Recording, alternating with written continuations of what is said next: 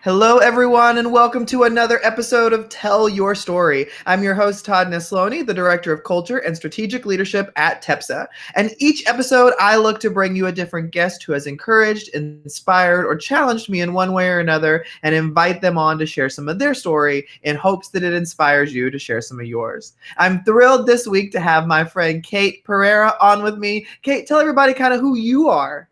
Yeah, so I'm Kate Pereira, and I am school support manager at Classroom Champions, and I am actually located in a town far up north, Cold Lake, Alberta, in Canada.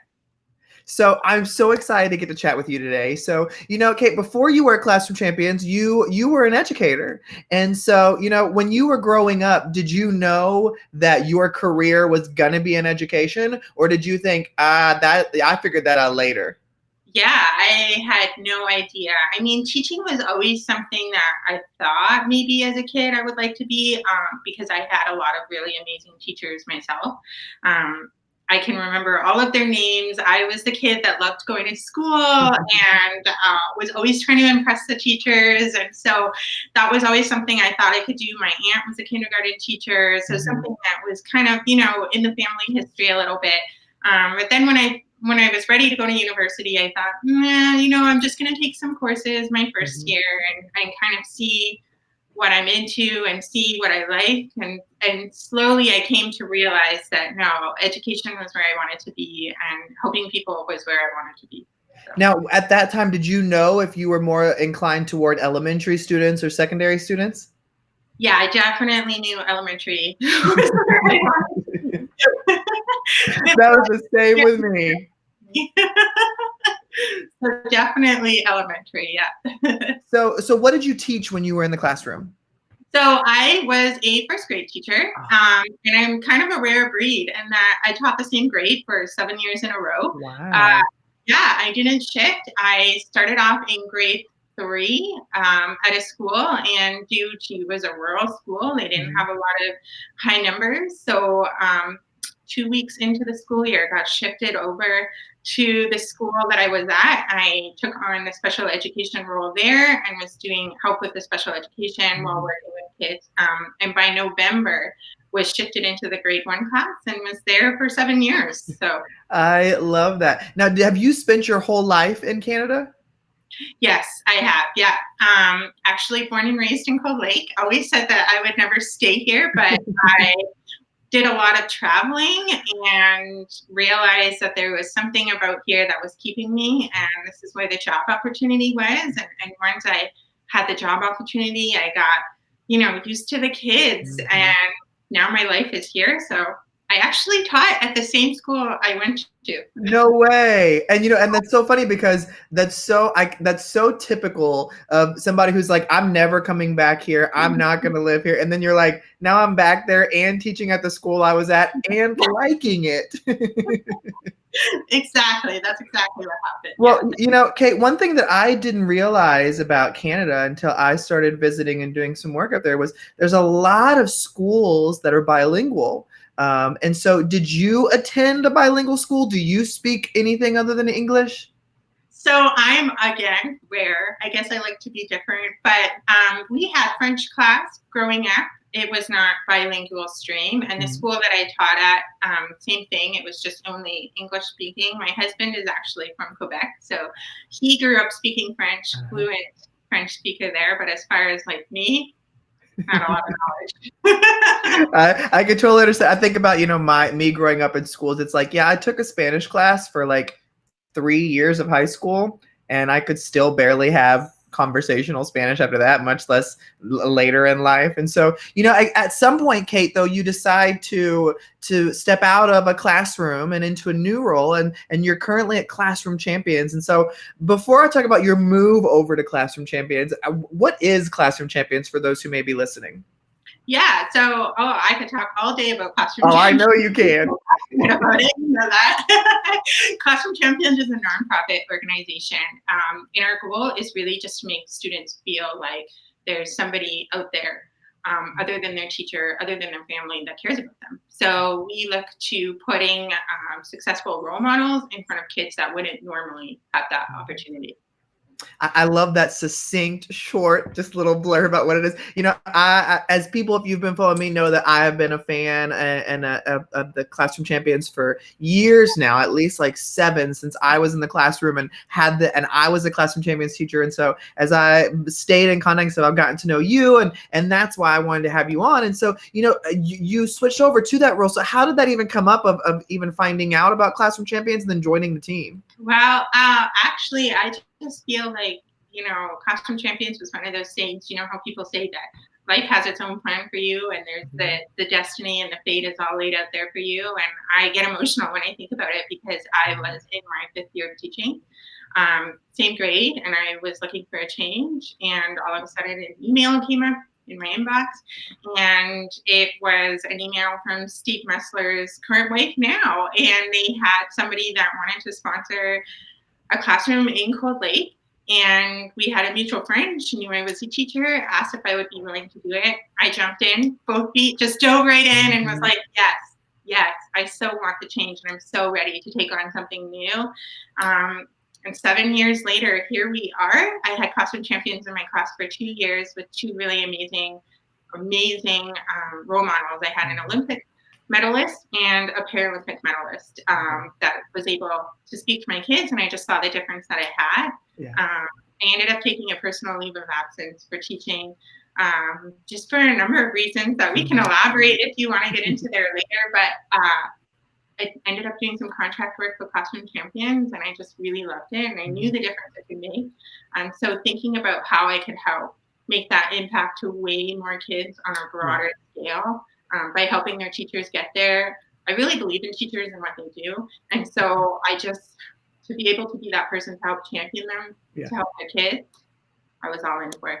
And what I love about this conversation is something I've been talking about quite often with the guests lately is that, that idea of it is okay to have multiple dreams in life and to know that, I dreamt of being a teacher and I got to do it and I loved being a teacher, but now I love doing this too. And that's okay. It doesn't mean you love teaching any less. It's your new passion that you're pursuing. And so what have you really learned about yourself since stepping out of the classroom and into this role? I really love that you said that. I always knew I was all in for teaching. I was so passionate about teaching. I really believe that kids are super intuitive. They know if you're there for them or not. Yeah. And I get emotional talking about it because, what I learned is that it's okay to step out of that. It's okay to chase. And what I did at the time was unheard of. I was relatively young. I was leaving a stable job with benefits and trying something new. And that was, I don't want to like put words in anybody's mouth, but I do think that was brave in order to leave something that was there and try something that I had no idea what was going to come for me. But I am also a person that, like, as much as I believe that life has a plan, I also think that you have to chase after that and follow your gut. My gut at the time, my kids knew I was there 95% of it, but there was that 5% of me that was, wondering what else was out there. And I didn't want them to feel that because the kids deserve better than that. Kids deserve it, and they deserve better than that. And they deserve to know that somebody is 110% there. And I love that you say all that because I think about people ask me all the time, like, do you miss the classroom? Like, why did you leave? And I'm like, well, technically, I guess I'm still kind of in the classroom. Like, I'm still working with kids. I work with adults now, too, who are just like big kids. There really is not a difference. Usually adults are more difficult to work with than children are. But, I just think it's so funny how some people's perspective of, to be a teacher that loves kids, you have to be in that classroom. I think there's so many ways to have influence in a kid's life. And I think they're all important. If they weren't important, these jobs wouldn't exist. Yeah. And so, you mentioned there, Kate, at one point that you kind of took a leave of absence. So tell me more about that. Yeah, I mean, in the spirit of what you like to do here, Todd, and I know that you like to try, I want everybody to know out there that they're validated and that there's somebody else going through something like that. Yeah. And my husband and I struggled with infertility for 5 years, and we suffered through 2 losses. And because of that, and within a short time span of each other, and so because of that, the kids knew I had 6-year-olds, and they knew that I loved them, and they knew that I cared deeply, but they knew that that my mind was somewhere else. And Right. so in order to allow myself time to grieve, because that's not something that's openly talked about, and I do think Mhm. that was important to bring up. I did debate whether or not, but I do think that it's important that everybody out there knows that this does happen, and that it's okay. It's okay to be sad, and it's okay to grieve that. Um, and it just led my life on a different path. And I, Mhm. as hard as the loss and the losses were, it led my life on a different path. It allowed me to take that leave of absence and forced me, because mentally I just wanted to be 100% there. And then on my leave of absence, I kept in contact with Classroom Champions because I couldn't imagine leaving that family. Yeah. I had literally become family with them in just the 2 years, and the cohort of teachers that were in it, they became my friends. And, Mhm. we had these tears over conversations together about the things that they were going through too. Right. And so being able, I didn't want to leave that. And thank goodness for Classroom Champions, because, yeah, I was able to do some contract work, and then that led to here. Um, and I just am so happy that I get to impact more kids, like you said, Todd, Right. just it's different.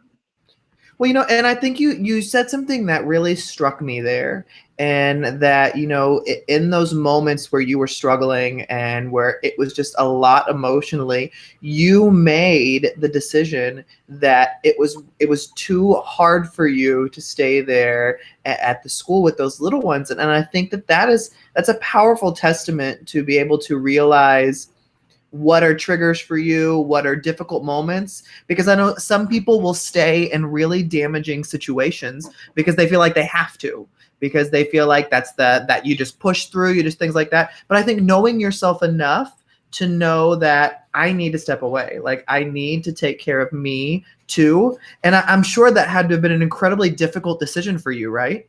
Whereas teachers, where it's in our nature to help others. Mm-hmm. It's not in our nature to put ourselves first. Yeah. And you always hear the bucket filling, and it's so important that your bucket is full in order to help people. And I keep talking about how I didn't want those kids to even have an inkling of a thought that I didn't want to be Right. there with them, because I did. Like, I loved my kids, and I miss the hugs. Like, you asked me if I miss the teaching, and it is the hugs. Yes. Like the multiple hugs a day. That is what I miss. And so I just, going back to what you were saying, I just really wanted them to have somebody in front of them that was Mhm. 110% wanting to be there with them and embracing that moment. And I wanted to leave knowing that that's what was in the future for them, Mhm. um, instead of trying to stay and force to work through my emotions. Right. Right. Well, and something too is that, I think when you go through difficult things like you did, it is very difficult to talk about. And it brings up emotions, and it's one of those things that it never comes up naturally in a conversation. And so when people are like, why haven't you said anything? You're like, well, I don't just normally like bring that stuff up. And so how long did it take you until you kind of felt comfortable sharing that piece of yourself with others? It's a really good question that you asked, because it is something that I struggled with, because I am a private person. I Mhm. share my life with the people closest to me, but other than that, Yeah. people don't really know. But Yeah. actually, when I was going through that, I went through my second loss within 4 months. And I Mhm. didn't want to take another medical leave from the class without the Mhm. parents knowing. So I actually did share with the parents of the kids that I was teaching, the reason for my second absence and what had happened, because I didn't want them to think that I wasn't there for their kids as Yeah. well. And it actually opened the door to so many conversations with so many parents who had struggled through the same thing. I do think it's important, we're all the same at the heart. Right. We're all different, but we're all the same. And there's so many people out there struggling through the same thing. And so I'm glad that I was able to be vulnerable. It's very unlike me that Mhm. I was able to be vulnerable in it, and I just felt like it was something that I needed to do. Well, and something that has been interesting for me since starting Tell Your Story is I've probably had 5 or 6 guests who have shared their own journey through infertility or difficulty or loss during that process. And as I've talked to more people and done research, I mean, this is a very prevalent thing that happens that just people don't talk about because it is so painful, and you feel so alone during the moments that it goes through. But I think that that's what's super important about people like you sharing your stories. It's that reminder of, I'm not this single person going through this. Somebody else has walked that path and they came out. And even though it was painful and terrible and horrible in the moment, they're on the other side of things now where things are better. Yeah. Yeah. And things are better. I have two beautiful little boys now. So, things are definitely better. So, speaking of that, and how old are your boys now? So I have a son that just turned 3 last month, and I have a 16-month-old. And so you've got a lot going on right now, in addition to the work you do from Classroom Champions, now working from home completely and having 2 little ones at home and trying to do all that. How are you balancing everything? Oh, great question. I ask myself that every day. I am very thankful to have a husband that is currently working from home right now. I actually have the luxury of working from home all the time with Classroom Champions. Nice. That shift hasn't been too tough for me. What's been tough is having the kids home with me while doing that. Yeah. So, I think that my husband and I have found that communication is just really, really important. Making sure that our kids have activities that allow them to explore and, are not scheduled per se or like schoolwork because they're still so little, but allowing them, making sure that we have bubble play or stand play or like allowing them to get into all those activities that are going to keep them moving, because y'all know parents with little ones come to sleep. So Yeah. just keeping them moving throughout the day is kind of, we take shifts and just go from there and making sure that we're open and communicative of what each other has going on. Well, and it's so funny, the ages that your kids are now, they're so inquisitive and busy and needy at the same time. And so what have you enjoyed most about this age that you have them at? Oh my gosh, that's a great question. My youngest is at the age where his personality is really starting to shine. He's walking, he's trying to do everything his big brother can do. But seeing the differences between the two of them is really, really, I really love that. My oldest is wanting to know why about everything. So as exhausting as it is, it also is such a nice reminder to be able to stop and go, why is it that way? Or really think about what I'm talking to him about and realizing that I want him to form his own perceptions of things and I want him to come up with his own beliefs and things like that. But, why are the clouds gray? Great question. Let's get right into it, I love that. Well, Kate, I believe there are people in our lives who really play a big role in creating the people we are. And so when you reflect on your life, who's somebody that was really instrumental in creating the woman we see before us today? Oh, my mom. Yeah. Hands down, my mom has always been a fearless person. Gosh, how much time do we have, Ty? I actually have hearing aids in both ears, and I was not born that way.